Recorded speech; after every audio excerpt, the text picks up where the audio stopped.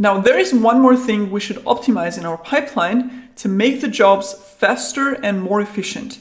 And it's something you would always need in your CI/CD configuration. And that is caching. So let's see what it's about. Now, as we have learned, each job runs in its own isolated environment independently from other jobs.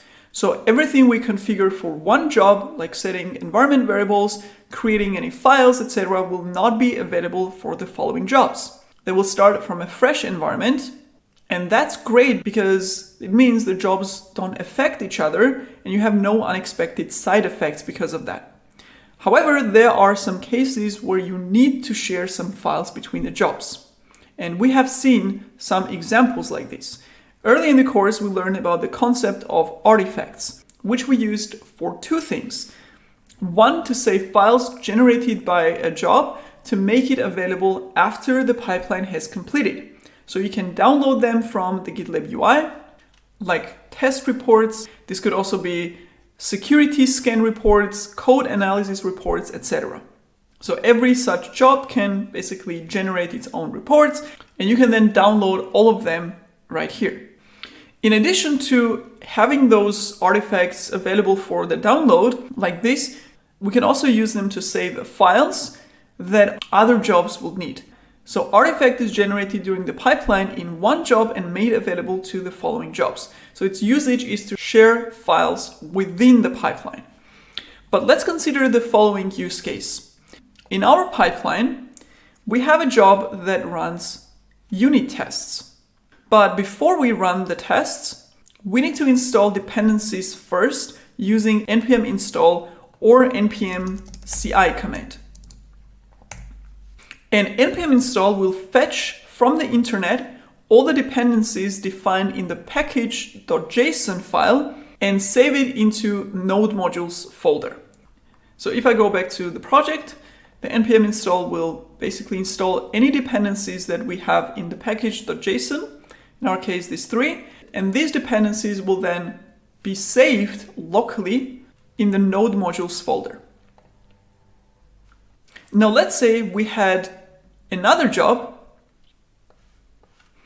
after run unit test job, like run code analysis, for example, that also needed to install the dependencies, right? So in this case, npm test uses those two dependencies because that's the tool in which the tests are written. And let's say for code analysis, we had some other tools that we defined in the package.json. So in order to run that code analysis, we would need to first install those dependencies. So we would have to do npm install again for that job.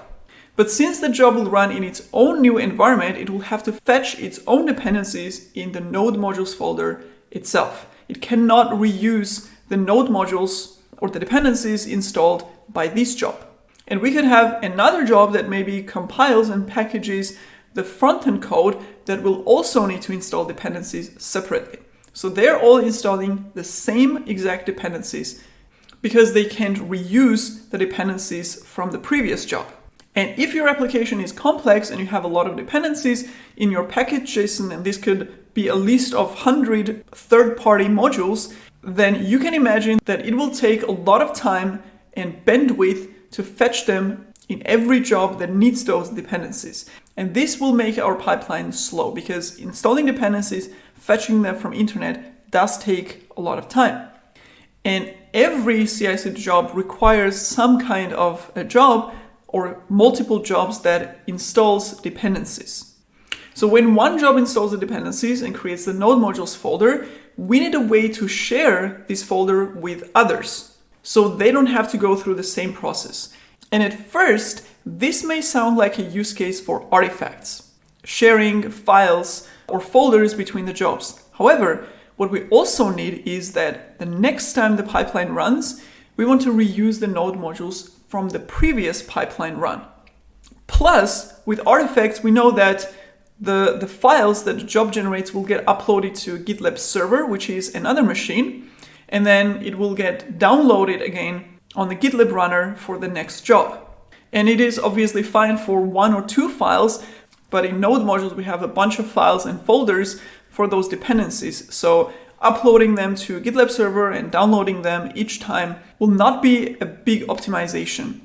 So you will still need a lot of time and bandwidth to fetch them. And also consider that once you have the first ready version of your application, you're not going to change the dependencies very often. So this list, as well as the node modules folder, will actually stay pretty much the same for long periods of time. So now if your team pushes changes every couple of seconds, these are a lot of pipeline executions during the day, which would do unnecessary fetching of dependencies for every job. And if we could reuse the dependencies, that will speed up your pipeline executions a lot and save you a lot of bandwidth. And that's exactly what the GitLab CI feature of caching allows us to do. So what's the difference between how artifacts and cache works? As I mentioned, artifacts get uploaded and saved in the GitLab server and made available for following jobs. And it's used to pass artifacts to the following jobs. Cache, on the other side, is used to store runtime dependencies that the project needs and is passed between jobs in any direction.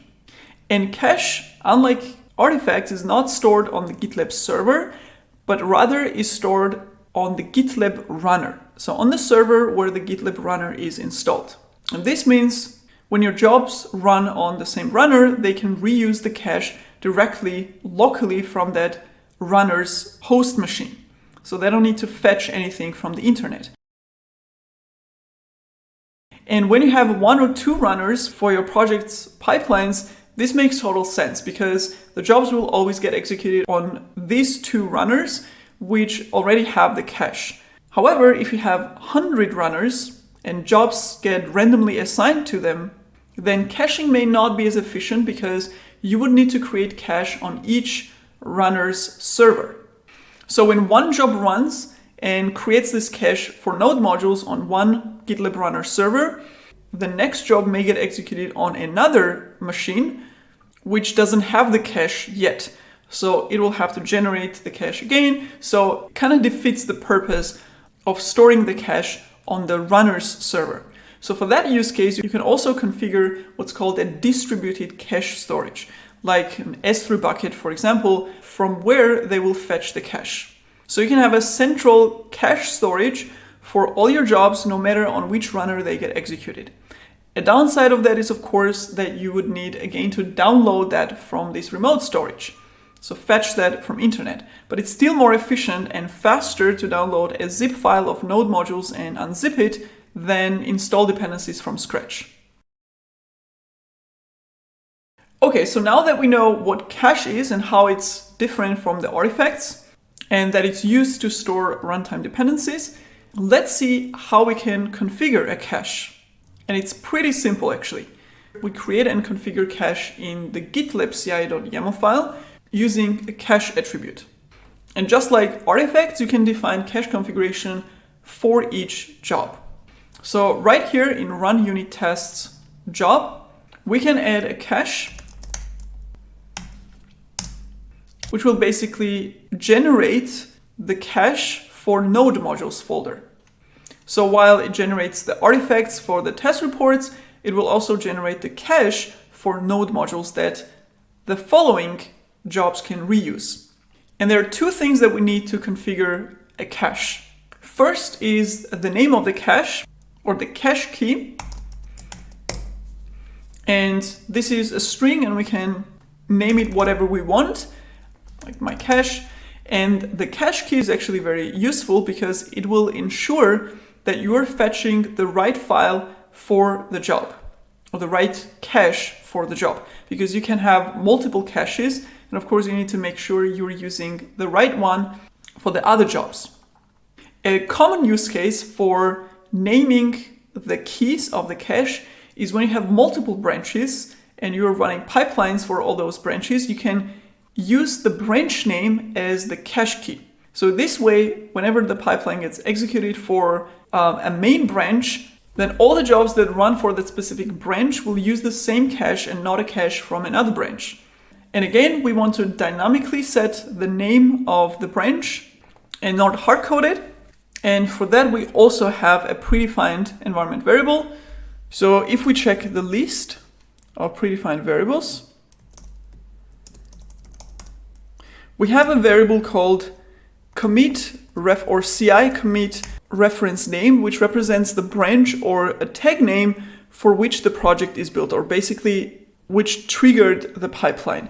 So we can take this environment variable as the value of the cache key and use it here. So that's the first attribute. The second one is the location of the cache. So where are we saving the cache and where are we accessing the cache? And this is represented using a path attribute. And under that, you have the location of the cache. And since our node modules folder is inside the app directory, we're gonna specify that path. So app/node modules will be the directory where this job will expect to have the cache, because that's where we need the node modules to be available when we do npm install. And there is one interesting thing to mention here, is that in this job, cache will have two different purposes. One is to generate the cache so that any other jobs who also need this node modules cache available, they can use it. And the second one is to also download the cache. So the very first time we run the pipeline with this cache configuration, the run unit test job will generate the cache. And the second time the pipeline runs, the same run unit test job can actually reuse its own cache that it generated in the previous pipeline run. So the second usage of this cache in the job will be to download that cache and use it for itself. So generate and download. And that is what's called a pull push policy. And that's an additional attribute in the cache called policy. And in this case, the value of policy would be pull push. And as I said, it will mean that the unit test job will download the cache at the beginning of the execution, and at the end, when the job is complete, it will upload any changes to the cache. Yeah, however, this value is default, so we don't have to specify it. So we can just skip it and leave it like this. Now, just for the demonstration, let's actually add another job right here that will run on the same runner. Let's say this is going to be a linting job that also needs to install the node modules. And if you don't know, linting is basically an automated way of going through your source code and checking it for any programmatic or stylistic errors. So let's create this job, or let's simulate this job, and let's call it run lint checks. And let's say this is gonna run on the same runner with Docker executor. And this is also gonna be in the test stage, like this. So in the before script, we also need to do npm install, because let's say we are using some lint tool in our project that is a third-party module, and we have that lint tool dependency basically specified right here. So before we execute the lint job, we need to first download those dependencies. So just like in the unit test job, we're gonna cd into the app folder and then do npm install or npm CI command here. And then in the script, let's just simulate using an echo that says running lint checks. There you go. And note that because they are in the same stage, which is a test stage, these two jobs will run in parallel. So we don't know which one will complete first. They will be running in parallel. And since we are also installing the dependencies, we can use the same cache configuration here and copy that cache configuration and paste it in here, doesn't matter where. So we're referencing the same cache as here, and the location is the same because we need the node modules in the same directory here as well. And for this job as well, if we don't specify the policy of the cache, by default it is gonna download the cache when it starts executing the job, and when it finishes, it will upload the cache.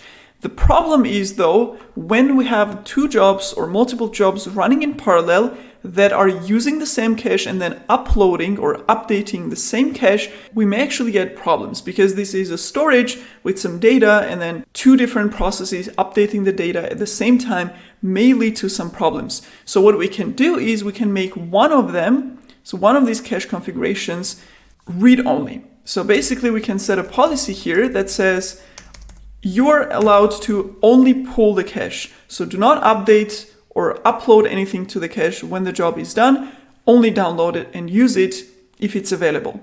So that's where actually the pull policy comes in handy if we want to avoid any issues when updating the cache. And in many projects, people actually have a dedicated job for just creating the cache or generating the cache, and this would be called something like setup or build cache job. And the only purpose of that job will be to basically build the cache, and its policy will then be push, because it's not gonna need to read the cache. It is only there to generate and then update it. So when you have that job, a dedicated one for building the cache, managing the cache, you can then set the cache policy to pull on every other job, and you don't have the problem as well. In our case, let's keep it simple and let's leave it like this. And notice one thing, that even though we're using the cache, we always still need to do npm install command. So after the first pipeline run, we can expect the cache to be there, but we're still doing the npm install. And that is one of the best practices of using cache in general in GitLab CI/CD, is that your job should never depend on the cache being available. So even if the cache is empty, or it just got invalidated, or something happened to the cache and you don't have access to it, your job should still be able to run successfully without depending or needing the cache. So cache is kind of optional, nice to have to speed up the job and to optimize the pipeline, but it shouldn't be a reason that your job breaks if the cache is not there. So we have our configuration for cache ready. However, at this point we have one problem. And the problem is that our jobs that are using the cache are being executed on a GitLab runner with Docker executor, which means when the job starts, a Docker container gets created and the job gets executed inside the Docker container. And this actually means that the cache will be created inside the directory of the Docker container. Remember, I said that the cache is stored locally on the execution environment of the job. In this case, this is going to be the file system of the container. And what happens is when the job gets completed, the GitLab runner will actually remove the Docker container. And while artifacts get actually uploaded to the GitLab server, so it's actually persisted on another machine, cache gets stored on a local file system. And since containers are ephemeral, meaning whatever you create inside the Docker containers file system by default also gets deleted. So containers do not persist any files or any data when they get removed. So those files do not get stored on the host where the container is running. But in order to make that happen, we need to configure what's called volumes. So if you have gone through my Docker course as a prerequisite of this one, you know that if we want that to persist, then we have to explicitly configure the Docker volumes, which will basically mirror, or it will replicate the data in the container on the host. So our goal with the cache is that we want to persist, we want to actually save that cache data on the machine, on the server where the jobs are running. So we need to fix that issue and basically configure a volume for our GitLab runner that uses the Docker executor. And it's not actually difficult to do. If we go to the runner configuration, right here, we have a directory called etcd GitLab runner. And inside that, we have to access it using the sudo. And inside that we have this config.toml file. And that's the file where we can set different configurations for our runners. config.toml. And this actually gets automatically generated when we install the runner. And as you see, because we have created two runners, we have the runner 1 with the shell executor, and then we have a runner 2 with this name with a Docker executor. So this gets generated automatically whenever we register a runner, and each runner gets added in this shared configuration file. And the things that we configured, like URL of the GitLab instance that the runner connects to, the token, and so on, all get stored here. So we can actually overwrite this configuration in here. In the runner section right here, we need to add an attribute called cache_directory, cache dir, and we're gonna set it to /cache, and that's the same location that is persisted using this volumes reference. So we're actually saving a volume of /cache from the container, and we're using it as the cache directory. Awesome. So we have configured our Docker executor to persist the cache directory on the host. So on the next job execution, the cache generated by the previous container should be available again. So we can save that, and now we are actually ready to commit our changes and then execute the pipeline. So let's do that.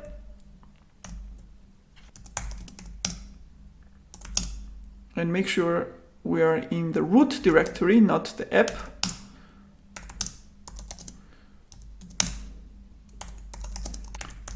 And let's call this add cache configuration. We can pull any changes and let's push.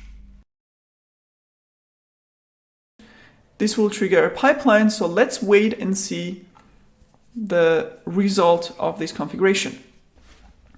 So both of the jobs in the test stage ran through. So now let's go and check the logs of each one of them to see the cache configuration.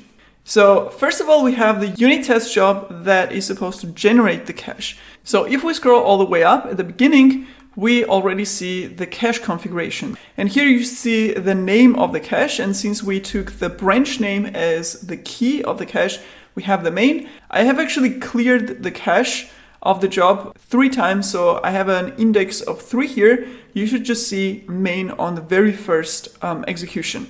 And we see that cache is being downloaded, but on the first run, the cache is empty, right? So we don't have anything inside. And when we execute npm install here, you see that the packages actually get downloaded. It says added 557 packages. So all these packages had to be downloaded because we don't have a cache yet. And then at the end, when the job is finished, it is actually creating or generating that cache with this cache name in this location.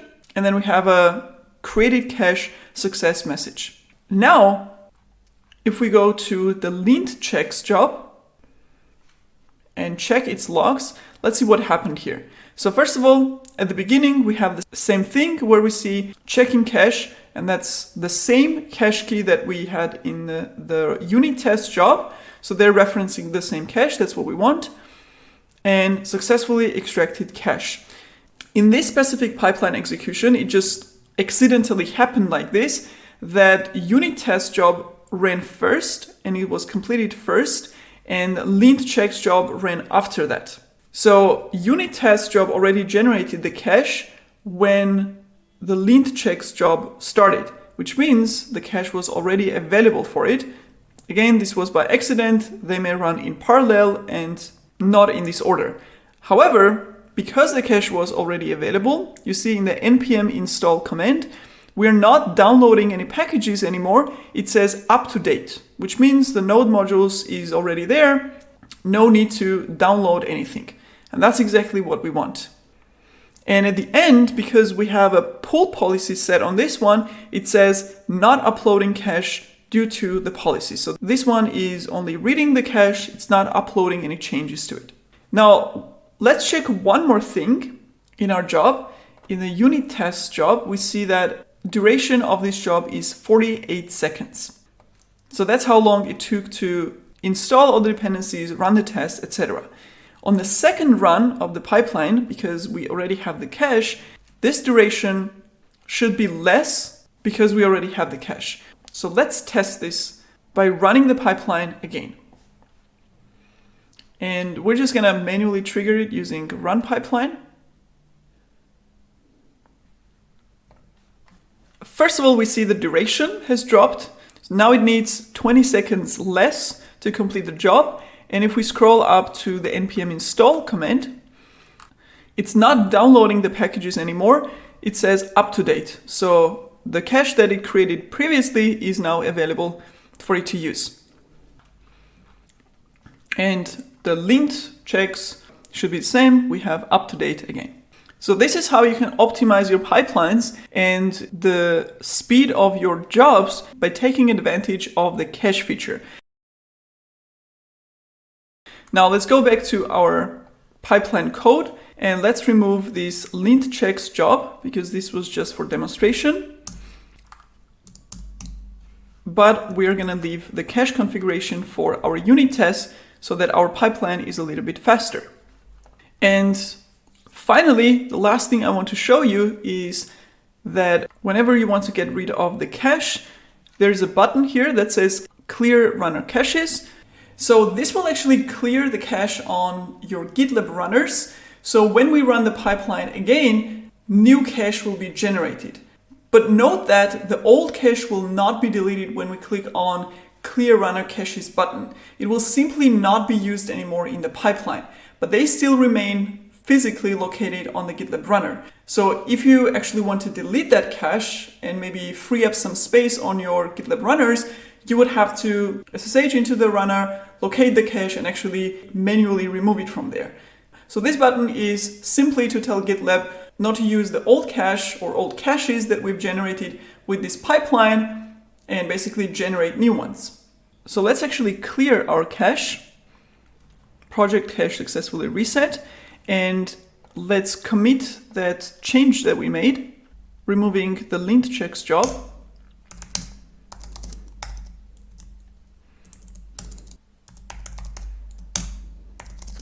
And let's push that. This will again trigger a pipeline. And now if we check the unit test job logs, first of all, we see the duration increased again because we are installing all the packages now. And you also see the cache name changed from main3 to main4. So what happens here is that whenever we clear the cache doesn't actually get deleted. It is the old cache gets temporarily saved and you get a new cache with an incremented index at the end.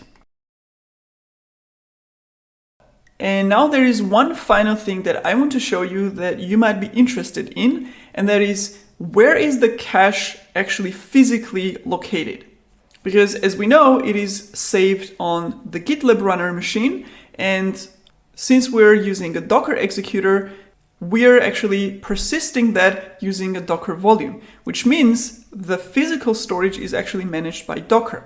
And if I do Docker volume ls here, we have these two volumes, and that is actually a reference to the physical location on this machine, on the EC2 instance, where the caches are stored. So this is just the name of the volume, but to find out which physical location this references, we can do docker volume inspect and the volume name, and it will give us the location, which is basically /var lib docker volumes directory with the volume name and underscore data. And let's check the contents of this directory. And first we have the folder with the name of my GitLab user. Let's go inside. Then we have the project name. And inside that we have two folders with the names of the cache, right? These are the keys of the cache. So even though we cleared the cache, it doesn't actually get deleted. It's just not used for the jobs anymore. So instead we have a new cache And if we look inside one of them, let's say main4, there is our cache.zip file inside. So that's where physically the cache is stored when using the Docker executor. And we can also check the main3, that's the same cache.zip content here.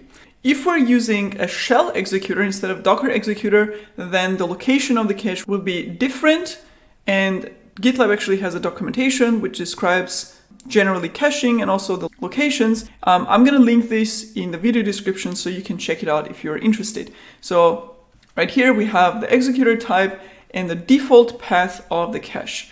So for Docker, this is the var lib docker volumes with the volume ID, etc. What we just saw. And for a shell executor, it's going to be in the home GitLab runner /cache with the same folder structure. Awesome. So we've seen everything regarding the cache. We have optimized our pipeline, and now we're ready to move on to the next topic, which is GitLab job templates. Great. Our pipeline is becoming more and more realistic and sophisticated, and we're learning different GitLab CI/CD concepts along the way. In this video, we're going to configure another step in our pipeline for testing the application code for security issues. It's called SAST, or Static Application Security Testing. And we will configure it while learning another concept in GitLab of what's called job templates, where in your pipeline you include jobs that GitLab already has available for you. And this is one of the important and powerful features of GitLab and its auto DevOps concept. So let's see what's that about and how to do it. Now, in our pipeline, we're running unit tests, right? But when it comes to delivering and releasing application changes, of course, in real life scenarios, we want to do much more extensive testing, because you don't want to release changes that will potentially break logic or performance of the application or introduce some security issues, right? So when you develop and add a new cool feature that you're eager to deliver to your end users, you have a trade-off of wanting to release it as fast as possible, but also taking time to test extensively so it doesn't break your entire application. And for that, we have many different types of testing. And these can be automated tests or manual tests as well. But ideally, we want to have enough automated tests that there is no need for manual testing anymore. So developers and test engineers will write a bunch of automated tests to test different aspects of the application. Unit tests are just one of them, and they're the simplest ones.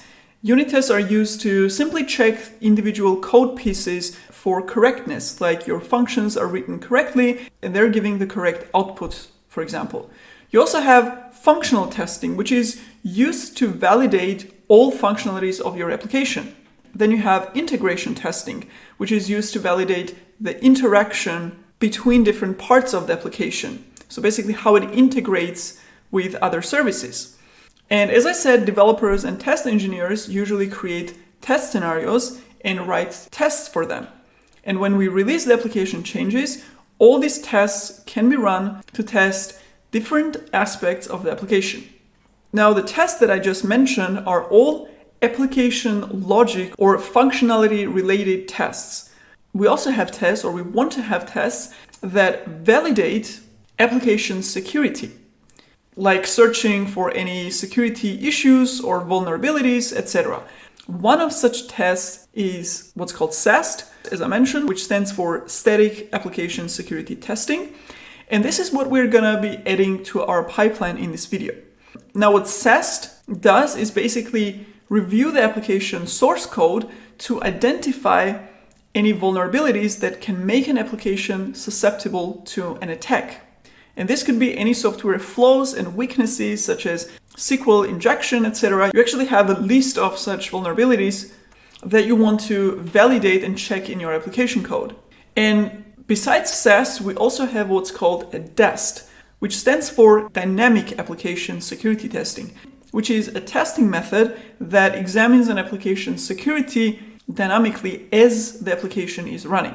in order to find vulnerabilities that an attacker could exploit. Now it's interesting to know when to run which types of tests in the pipeline.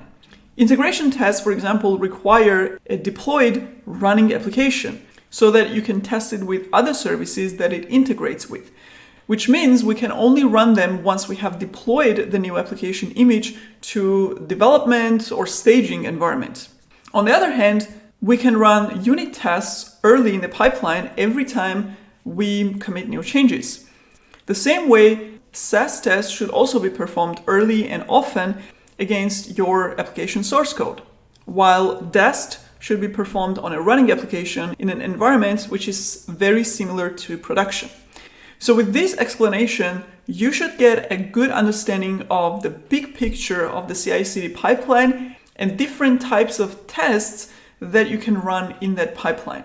But we're not going to go into details on how to write these tests or explain each type of test and when to run them, because it's not the scope of this course. Instead, we're going to focus on running SEST tests in our pipeline in order to showcase a functionality of GitLab that allows you to use existing GitLab jobs with everything already configured in it to include and run it in your own application pipeline. This means we don't even need to know how to write or execute SEST tests. We simply use the SEST job that GitLab makes available for its users. So how does it work? GitLab provides readily available templates for jobs for different programming languages and technologies. And one of these job templates is for running static application security tests. So in order to see how it works, we will use one of the templates and add a job in our pipeline that will run SEST on our Node.js application. So we are getting this functionality out of the box with very little configuration effort on our side. So first of all, what is a template in GitLab CI/CD? Templates are basically like already created GitLab jobs that GitLab makes available for its users to include them in their own pipelines. But template jobs compared to regular jobs are generic so that they can be reused for multiple projects with any programming language or technology stack. And as the name suggests, you can pass parameters to the template jobs to customize its behavior to your own needs. So basically, GitLab engineers wrote a bunch of job templates for different languages and technologies, and you can reuse them without writing your own job configuration. And there is actually an official list or a repository with a list of those template jobs that you can browse and search and see what's available there. And you can find this list here. So that's the repository of GitLab, which contains a list of all these templates. So as you see, we have AWS, security, Terraform, a bunch of other templates for different tools and technologies right here. And one of the template groups or folders here is security, which contains templates for different security tests, like container scanning, image scanning. We have DAST jobs here, and we have this SEST job here. And we see here for this job template, they moved it to the jobs section. So going back to templates and jobs, that's where we have our SEST job template. So as you see, this is also a GitLab CI.yaml file. And if we look inside, it is written with the same syntax as we write our pipeline. We have the variables, we have the job names, and so on. So basically, by including this job or this YAML file in our GitLab CI.yaml file, we're merging these two and we're extending our pipeline with what GitLab provides us with. So basically, we take all these contents and make them available in our own pipeline code. Now, how do we do that? How do we reference this whole configuration or this whole code within our own pipeline code? It's super simple, actually. For adding or including any GitLab job templates in our own pipeline, we have a feature called include. And inside that, we can specify what do we want to include. And whenever we want to include a job template of GitLab itself, we specify template and then the location of that file. So when we specify a template attribute here, GitLab knows that we want to include a job template from GitLab itself from this repository.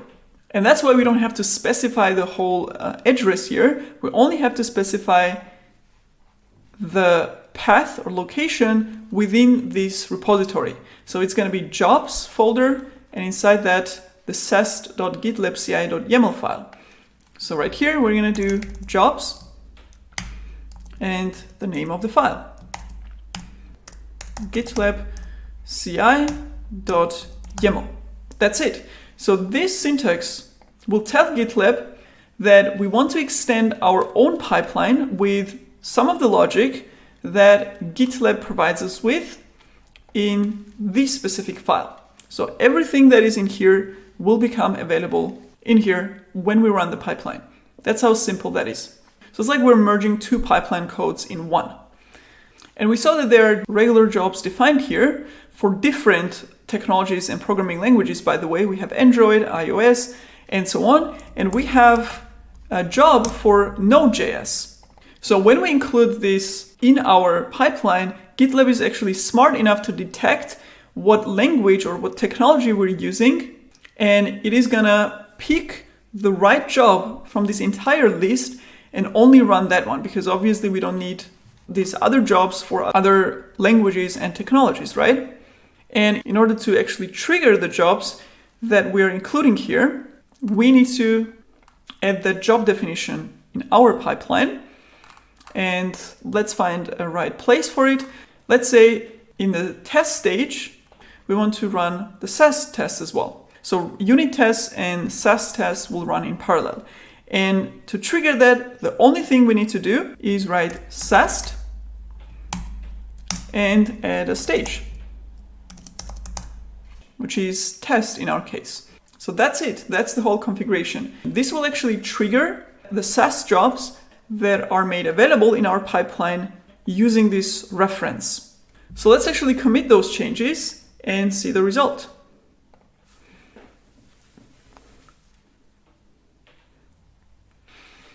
And let's check our pipeline. And in the test stage, you see that in addition to our unit test job, we have 3 additional jobs that were added from this file. So we have ESLint SAST. So that's one of the jobs defined here. We have Node.js scan SAST. So we detected that we're using Node.js application, and the third job as well. We didn't have to specify any of these jobs. It was automatically included from the GitLab job template and executed in our pipeline. And we can check the logs of one of them to see exactly what is happening there. And you see that an analyzer process basically did code analysis. Let's check the other ones as well. And the Node.js scan SAST. There you go.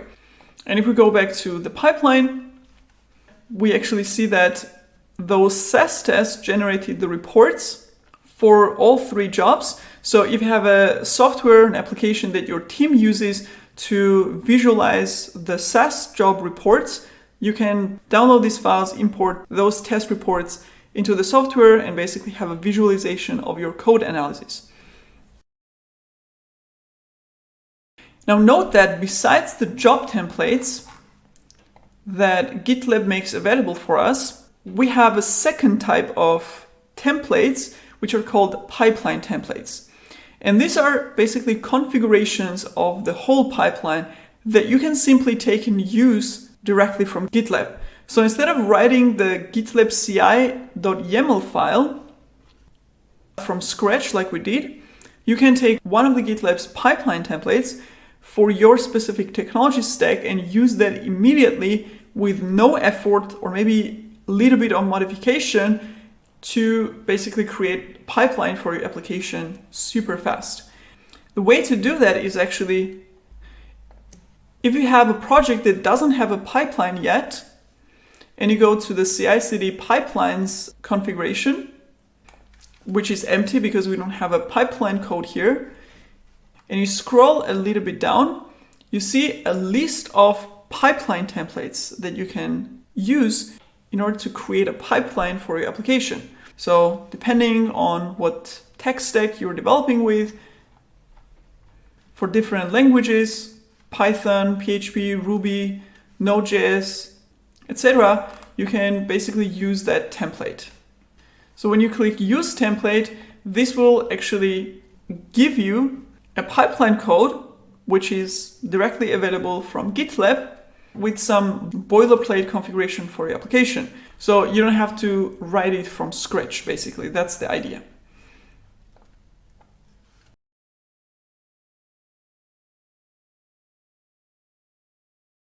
Now our pipeline has an additional test step, which we were able to add out of the box with almost no configuration effort using GitLab's job template.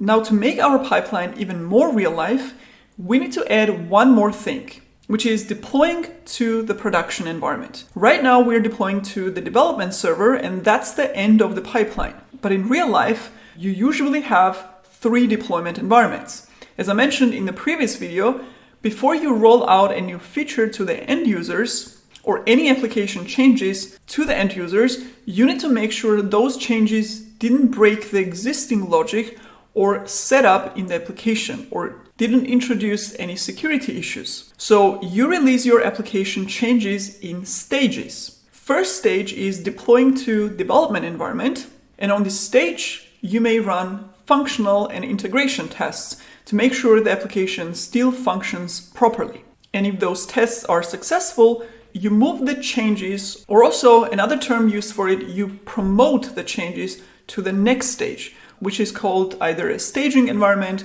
or it could also be called the pre-production environment. And here you may want to run performance tests to make sure your application performs properly, like it didn't get slower because of the changes.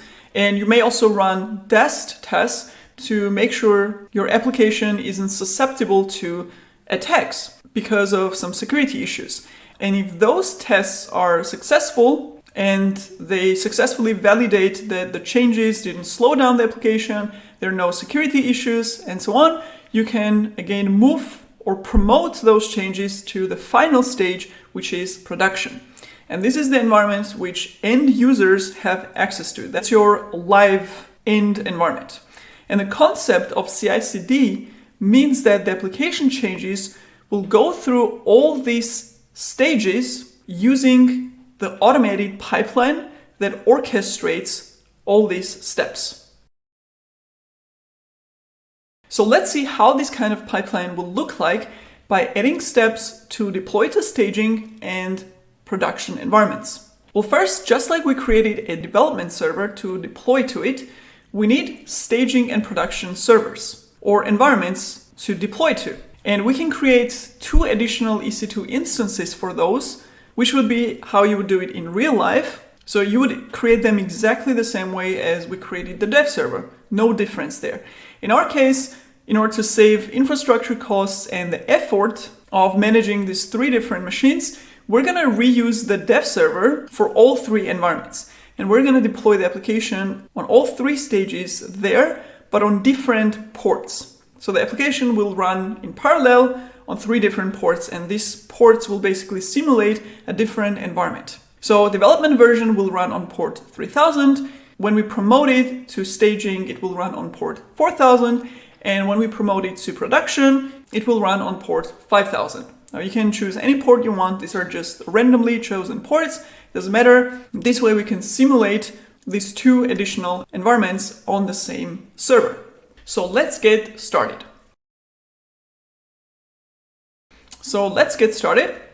By going to our application configuration code. So the first change we're going to do is in the Docker Compose file. So in the deploy to dev, if you remember, we are copying the Docker Compose file and we are running the container using the Docker Compose file, right? We're executing Docker Compose up commit. So that's the blueprint of the deployment. So what we're going to change here is the port number. Right now it's using 3000 on the host. So the container itself, or the application inside the container, will start on 3000. So that's going to stay for all the applications. But when we run the containers, we are binding that containers port to the host port. And you know this if you've gone through the Docker prerequisite course. We are binding the container port on the host port.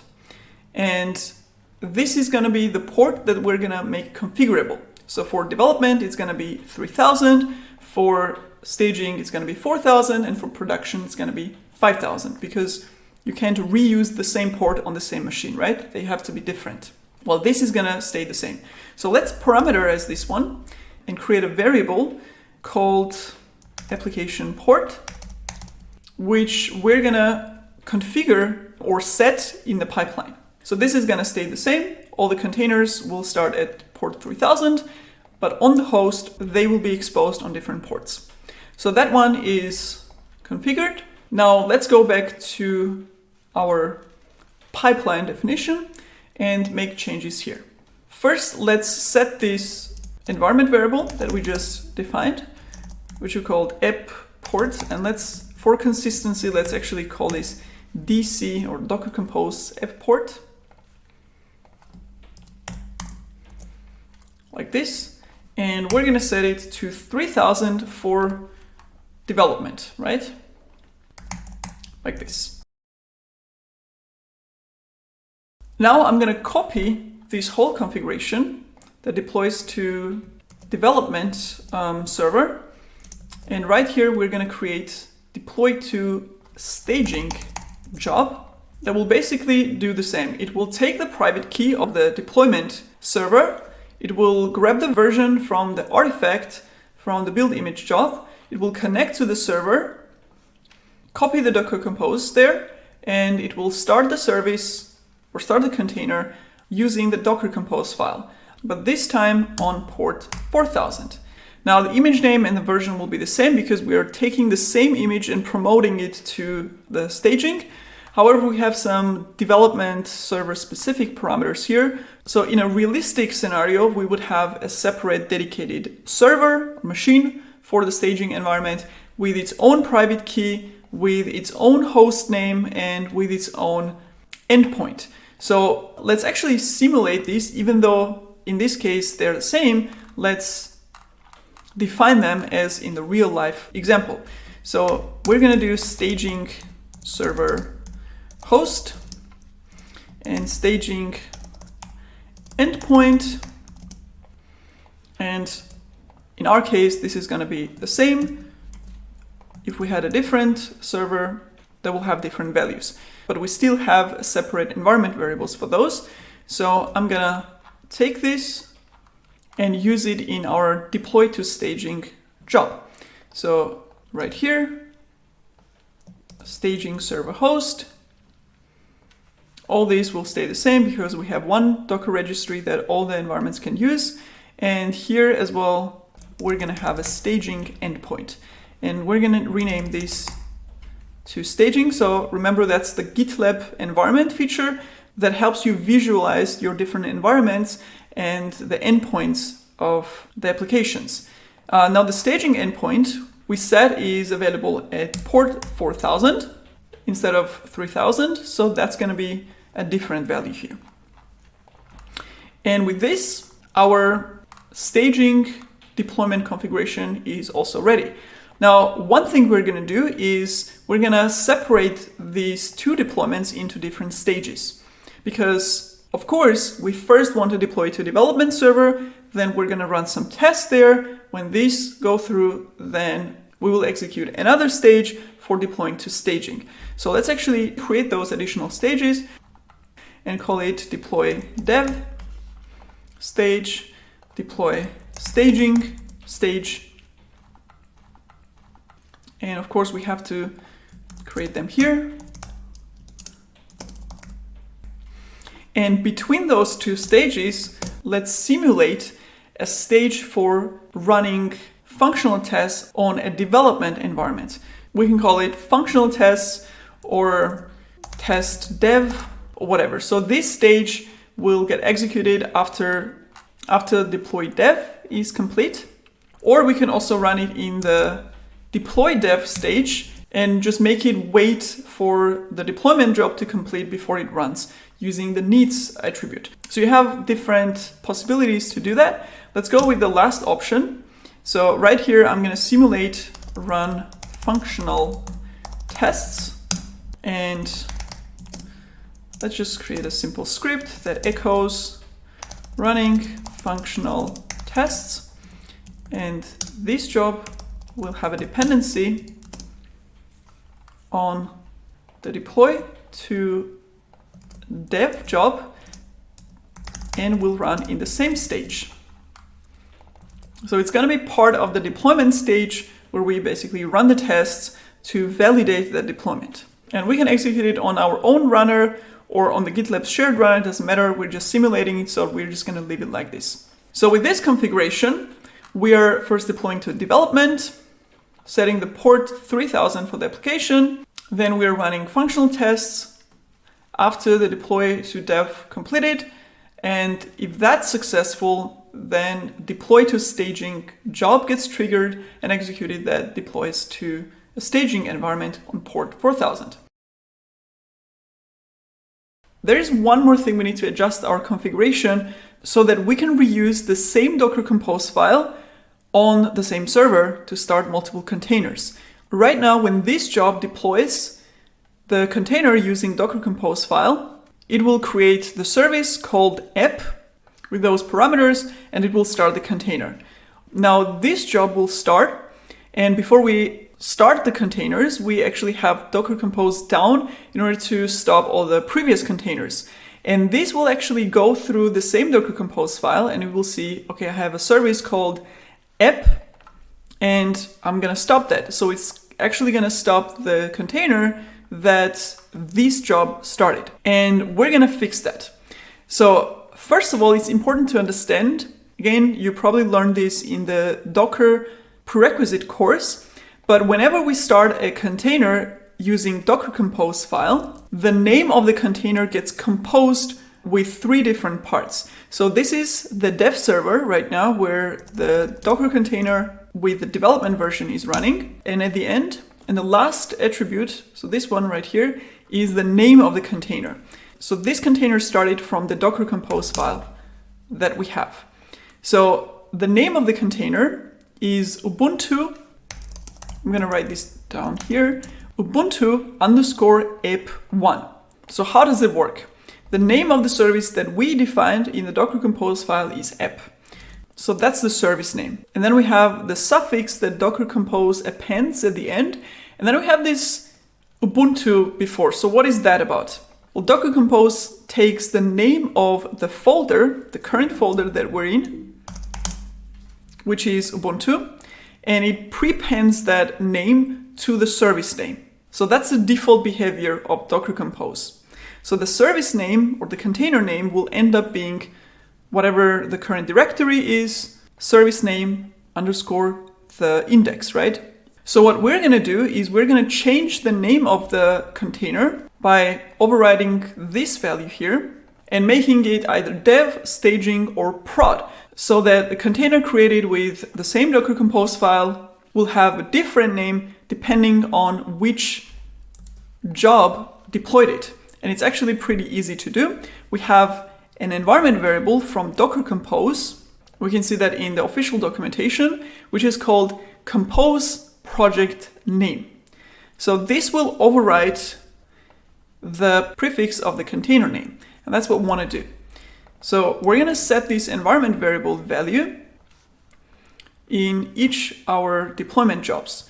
So right here, we're going to say export compose project name, and it has to be called this because it's an environment variable by Docker Compose itself. And here we're gonna set it to dev, and let's copy that. set it here, and the value will be staging. So now using the same Docker Compose file, we can create containers with different names. So this means that Docker Compose down command in the staging job will actually look for a container called staging_app_1 and stop only those containers, and it will not mess with containers started from this job. So we have a separation. So let's actually make a small change in our application to see that change deployed on both stages. So let's change it back to developer, and we're gonna commit all those changes at once to our application.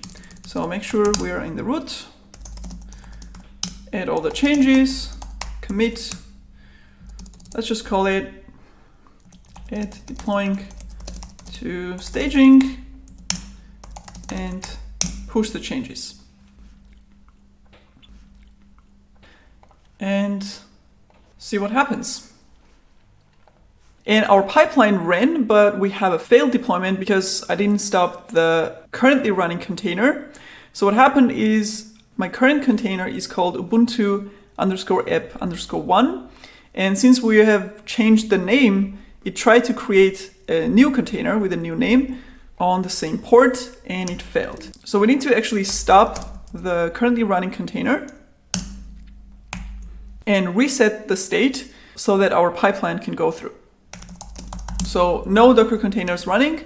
Let's actually go back and execute the whole pipeline again.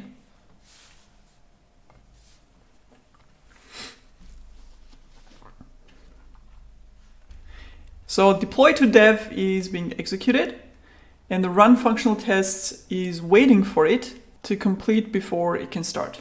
So let's wait for that to complete. And our deploy to dev job just went through. Now functional tests will run. And in the meantime, let's actually check the logs. And it looks like it created the right container. And let's check that it's running. We have a dev app1 running on port 3000. Now let's wait for the deploy to staging to also complete.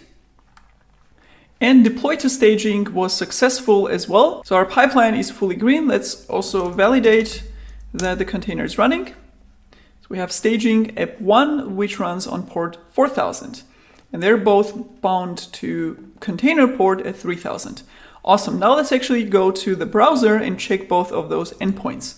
First, we have the development endpoint. And by the way, we can rename this server to just deployment server or deployment environment instead of dev server. So let's call it deploy server because we're reusing it. And let's grab the public DNS port 3000, and this should give us the development version. And here we have developer, which is the change that we made. And second, we're going to check port 4000, but it's not going to be accessible yet because we need to open that port. So let's go to security group, edit inbound rules, where we have port 3000 open. So we're going to add port 4000 and port 5000 later for the production. Save the rule, refresh again, and there you go. So this is our development environment. This is our staging environment. Awesome. And let's do one more thing, which is simulating that the functional tests actually fail. So basically we deploy to development environment, then the functional tests run, but they fail, and this will abort the pipeline and prevent it from promoting the changes to the next stage, which is staging. So instead of echo, let's write some wrong command here. This should fail the job, and then staging should be skipped. So let's commit those changes.